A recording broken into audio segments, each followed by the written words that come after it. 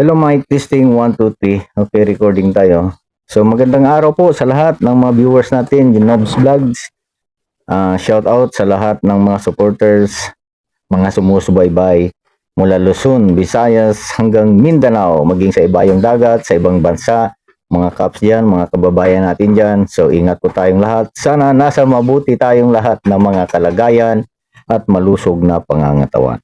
Okay, sa pagkakataong ito, meron tayong isang video na re-reactionan. Ito yung viral video nung isang taga-ibang bansa na vlogger to, di ba? So kilalang kilala niyo to. Maring huli na ako sa pag reaction sa video na to. Marami nang naipalabas to, no? Marami na mga vloggers ang nag-content nito. Pero siyempre, dahil bahagi tayo ng mga inuusig, no? Dahil tayo ay isang kapatid sa Iglesia ni Cristo, ay magkakaroon din tayo ng sarili nating reaction.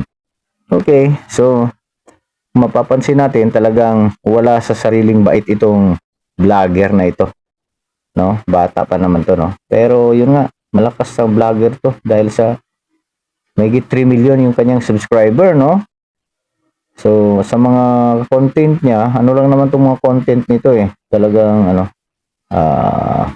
pasok para sa mga gusto ng mga kabataan na pinapanood, at saka ganoon din doon sa mga taong ang sinusubaybayan yung mga issue, no? So ito makita natin kasi sa kanyang mga content niya, ibang klaseng content nito, no? Mga imbento lang talaga yung mga ginagawa niya. Para makahakot ng maraming viewers. Okay, so gano'n naman talaga dito sa social media, lalo na sa pag isa kang YouTube creator, no, influencer. So kanya-kanyang gimmick, kanya-kanyang paraan para makahakot ng mga viewers kasi nga siyempre doon kikita. Okay, so ito naman pinasok na nito, no, ang Iglesia ni Cristo ginawang content kasi usong-uso na yun ngayon. Lalo pa nga dito sa Pilipinas, napakarami na talaga, no, ng mga manguusig nagsasalita ng tungkol sa Iglesia ni Cristo na wala naman silang kaalam-alam, di ba?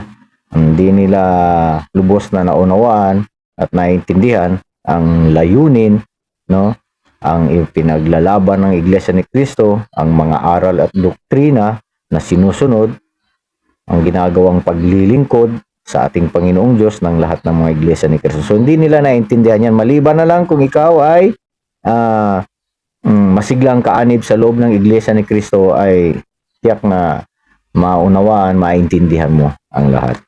So meron pa nga kahit mga bago pa sa mga Iglesia ni Cristo, meron pang mga ganyang mga kapatid na hindi pa lubos na nakakaunawa. So yan yung mga kapatid na mga inaalagaan pa natin. Bagamat bautisado na, kaanib na sa Iglesia ni Cristo, ay nasa masasabi nating kumbaga hindi pa lubusang nakaunawa. Subalit dahil sa sila nga ay mga anak ng Diyos, ay nakapasok sila sa loob ng Iglesia ni Cristo at doon unti-unti ay nahuhubog ang kanilang kaalaman sa pagkaunawa sa lahat, no, ng mga bagay na kalooban ng ating Panginoong Diyos. So ganyan yan siya.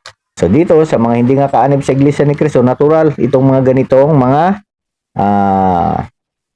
mga ginagawa nilang pangbabatikos. Pero ito, napakapangahas naman ito. Kumbaga naging bastos, no, ang sitwasyon ng vlogger na ito. Ano bang pangalan nito? Teka, ano bang pangalan nito? Kalimutan ko Ngayon, ang ginawa kasi nito, no, nagkunwari siyang naging bisita. So, ginawa niya ng paraan na makapasok siya sa loob, no, sa loob ng iglesia, sa kapilya, dumalo sa pagsamba. So, tinanggap naman siya ng maayos. Yun nga lang, meron siyang motibo pala, no, hindi maganda ang motibo niya sa kanyang pagpasok sa loob para umattend, no, or dumalo doon sa ginawang pagsamba ng pagsamba sa loob ng Iglesia ni Cristo. Kaya doon kumuha siya ng mga video-video, no? Pagkatapos tatawa-tawa, baga wala sa kaayusan ba? nakapikit lahat ng mga ano doon, ng mga kapatid na sumasamba, pero siya kasama yung bodyguard niya ay kung ano-anong ginagawa, no? Habang nakapikit ang mga kapatid, nagbi-video-video, no? Ah, nagsasalita ng pabulong, kasi may mga hidden camera siya na dala. So, yun. Ginawa niyang content nga, no? Tapos nagkaroon siya ng pag-interview. Ibang ano to, kumbaga pinagsumikapan niya. May effort talaga siya, no? Ginawa niya talaga ng content. Pati na yung ginawa niyang pag-script na, scripted na yung pagpasok doon na sa bahay daw ng ministro, no? Na may beer pa. So, ganun yan siya. So, ito, talagang, ano niya, ginugulan niya talaga ng panahon, no? Ng effort para mabuo niya itong video na ito. So, yun nga, naging content niya. So, ngayon, sumikat siya. Di ba? Nadagdagan ang pagiging sikat niya. Okay. Si ano pala to, no? Krishna Sahay. Hello, Krishna Sahay, no? Mahirap kasi ito komentan to dahil sa English, no? Di tayo masyadong marunong sa English, pero Krishna Sahay, no? This is what I can tell you, no? You're addicted blogger. So, listen carefully, man. If you are ignorant about things, don't talk nonsense because you just look stupid, di ba? Nagiging stupido ka lang, especially when things are about the Church of Christ, no? So, wala kang karapatang magsalita ng mga bagay, no, na mga hindi mo naintindihan. So, you can translate may Tagalog version to your language, no? Pag napapanood mo tong video na to. Then, isa pa, no? One thing that if you use Google as your basis to say that INC is a cult, then you are just like the idiot who published slanderous comments about the Church of Christ on Google. So, you are both idiots. Diba? Basihan mo lang kasi Google, no? Google kasi, anybody, makapost dyan sa Google, no? Nang gusto nilang sabihin, kasiraan man, o totoo man or hindi, so naipopost dyan. So Google is not a best basis, no, sa mga sinasabi mo na Iglesia ni Cristo is a cult, di ba? Alam mo kasi, no, Krishna Sahay, kumbaga hindi ka lang idiot, you are tawag yan, addicted, no, addicted blogger, as what your face, no, na makikita dito. So ginawa mo, no, you went to the INC chapel and they welcome you as a guest, di ba? Tinanggap ka nila bilang tao because they thought you were a human visiting them. Kaya tinanggap ka. But it turned out you were a demon and a traitor who entered inside, no? Diablo ka pala. Di ba? Na kumbaga, ikaw isang tik-tik, no? Spy, no? Demon spy, no? Who entered the chapel, no? So, look at the blasphemy you committed. When the INC members were solemnly closing their eyes and praying, so wondering what you were doing and taking videos around. What you are doing is rude and disrespectful. Okay? Sana maintindihan mo tong mensahe ko sa iyo, no? Mahirap kasi mag-English dito, Pero correction is under your care. Ganun na lang mga brother, no? Mga man, no? Mga ladies and gentlemen, okay. Sige, correct na lang yung mga sinasabi ko. Dagdagan nyo na lang dyan sa comment ninyo, no? Kasi napakabastos tong na to. No? Napakabastos tong vlogger na to, no? Krishna, Krishna, you vlogger, no? You addicted vlogger, no? Is that what your parents taught you? Or maybe that's how rude your mother and father's behavior was that they pass it on to you. Pagkat tinuruan ka ba nila ng mga ng ano mo, ng nanay at tatay mo, no? O di kaya ipinamana talaga nila sa iyo yung ganyang behavior, no? So, why did I say that? Huh? Because a child is a reflection of the parent face and behavior, no? Hindi lang sa mukha na kukuha yung kumbaga namamana sa mga magulang, no?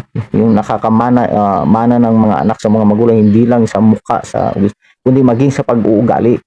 Okay? 'Di ba? Kaya nga sabi ko nga, no? Is that what your parents taught to you, no? Tinuro sa iyo?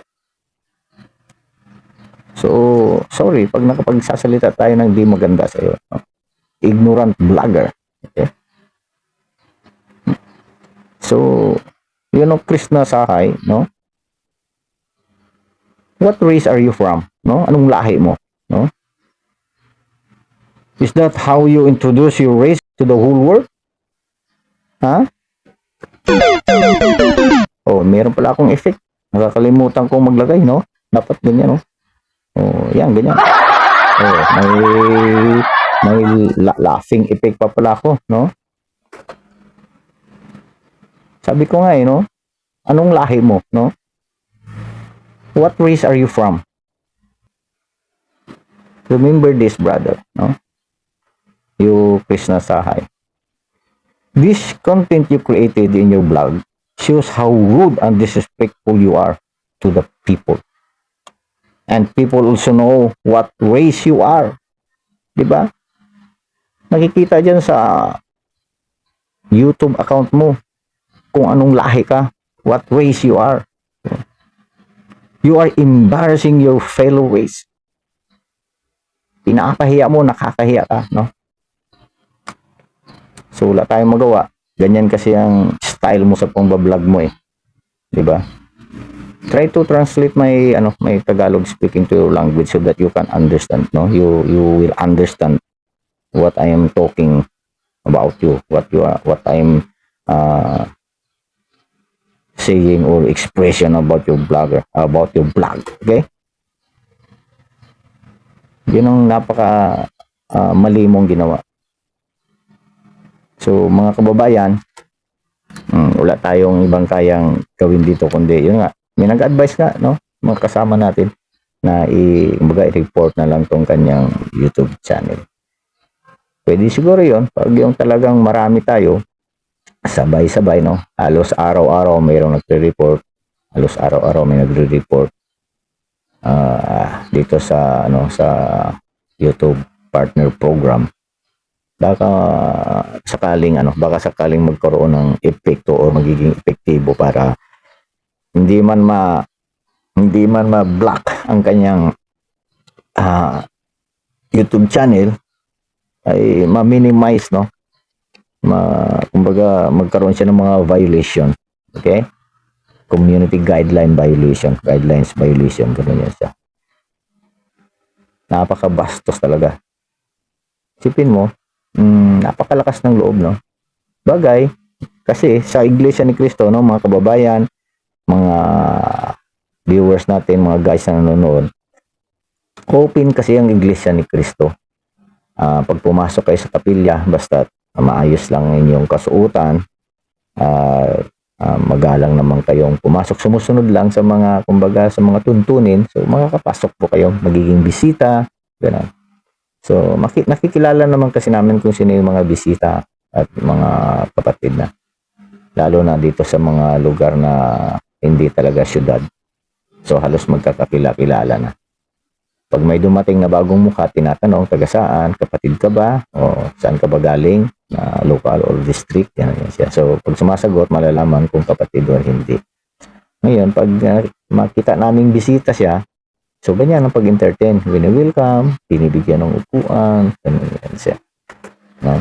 Saka doon sa yung abulo yan, yung tithes na yung offering na. So, ganun talaga yan. Meron talagang diakono. Diakono isang tawag doon. May dala yan siya parang supot na Maglalakad lang yan sa ganon, so magbibigay lang kung gustong magbigay. Yung sa kanya, nakita niya sa video, nagbigay, tumawa pa, no? Umarap pa sa camera. So hindi kasi nakikita yung camera dahil sa mga maliliit na camera dala niya. Tapos doon, nasita rin siya. Sinabi niya, nasita siya ng isang diakono doon. Talagang bawal po sa loob ng Iglesia ni Cristo, sa loob ng kapilya ng Iglesia ni Cristo, yung panahon ng pagsamba, no, lalo pat nagte-text ang mga ministro, di kaya ginagawa na yung kung anong mga aktividad doon, na mag-picture ka, magre-record ka, so pinagbabawal po yun siya. Wala po kasi sa kaayusan yun, no? May mga panahon na talagang merong ganon, pinapayagan yung mga ganon, pero ibang mga okasyon. Pero pili lang kung sino ang dapat gumawa ng ganon, hindi yung kahit sino-sino lang. Dito nga sa amin iniiwan yung cellphone sa labas, kinukuha ng guard, binibigyan ka ng number, paglabas mo yun din, babalik din sa iyo base doon sa card number mo, ganon yan siya. So doon sa iba naman, saka meron din namang hindi nakukuha yung cellphone kung ayaw talagang bigay, so okay lang, basta i-off lang. Pero ito kasi bastos kumbaga wala talaga siyang kaalam-alam, no? Gusto lang magkaroon ng content, kaya yan, ganyan, no? Tapos nag-search sa Google, pinagdugtong-dugtong, pinagtagpi-tagpi yung mga sinasabi ng ibang mga tao about Iglesia ni Cristo, no? Pinagdugtong-dugtong niya ngayon, yun yung naging batayan niya ngayon, naging proof niya para sabihin na kulto ang Iglesia ni Cristo. Actually, hindi lang siya sasabi niyan, marami, no? Tulad nga nung interview ng babae, no? Kung sinasabi, ano ba, kulto ba talaga itong Iglesia ni Cristo? Sagot naman ng babae, depende yan sa pagkaintindi ninyo. Kung sinabi niyong kulto, di, nasa sa inyo yan.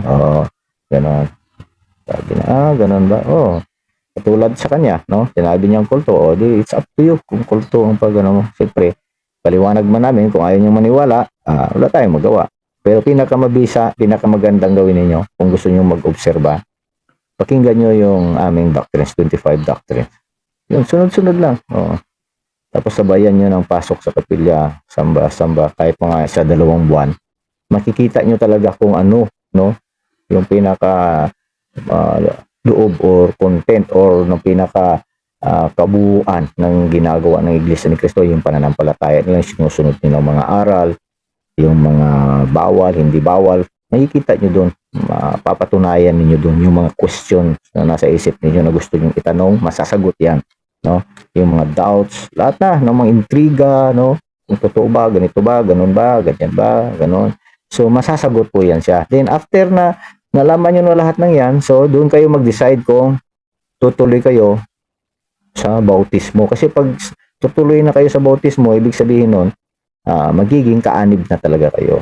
Yun, may time na ganun. So yan, it takes 6 months yan, pataas, no?